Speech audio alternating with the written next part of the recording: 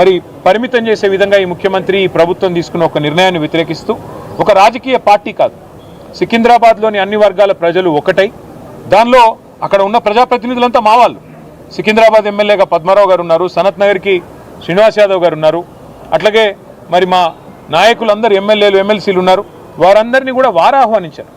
సికింద్రాబాద్కు సంబంధించిన పుర ప్రముఖులు, సికింద్రాబాద్కు సంబంధించిన మరి సికింద్రాబాద్ ప్రేమికులు వారు ఆహ్వానించి సికింద్రాబాద్ అస్తిత్వాన్ని మేము పుట్టిందాడినే మరి ఇక్కడ పుట్టిన బిడ్డలుగా మరి మీరు కదా కాపాడాలి, ఈ ప్రభుత్వం తుగ్లక్ పనులు చేస్తుంటే మీరేం చెయ్యరా అని వారు మీటింగులు పెట్టి పిలిస్తే మేము మా పార్టీగా పోయి చెప్పినాము. ఏం చెప్పాము? ఈ జంట నగరాలు జోడెద్దులు, ఈ జంట నగరాలకు స్పెషల్ ఐడెంటిటీ ఉన్నది, లష్కర్ అంటారు, పట్నం అంటారు, ఇట్లాంటి అస్తిత్వాన్ని దెబ్బతీయకండి, అనవసరంగా తుగ్లక్ పనులు చేయకండి.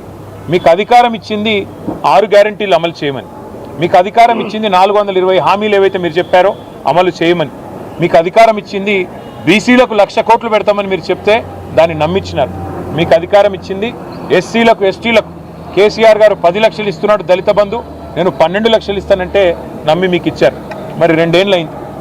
హైదరాబాదు సికింద్రాబాదు ఈ జంట నగరాల్లో ఒక ఇల్లు కట్టినావా? కనీసం ఒక ఇటుక పెట్టినావా? ఈ 2 ఏళ్లలో ఒక్క ఇల్లు కనీసం 2 ఏళ్ళు అయిపోయింది, చేయలేదు, మంజూరు చేయలేదు. ఒక్క కొత్త రోడ్ వేసినావా?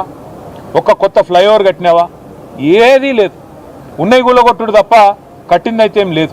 ఆ కూలగొట్టే క్రమంలో విధ్వంసం మాత్రమే తెలిసిన ఈ ముఖ్యమంత్రి ఇవాళ సికింద్రాబాద్ అనే పదాన్నే లేకుండా విధ్వంసం చేసే ఆలోచన చేస్తుంటే దాన్ని ప్రతిఘటిస్తూ ఇవాళ సికింద్రాబాద్ పెద్దలందరూ కలిసి ఒక శాంతి ర్యాలీ అని పెట్టుకున్నారు.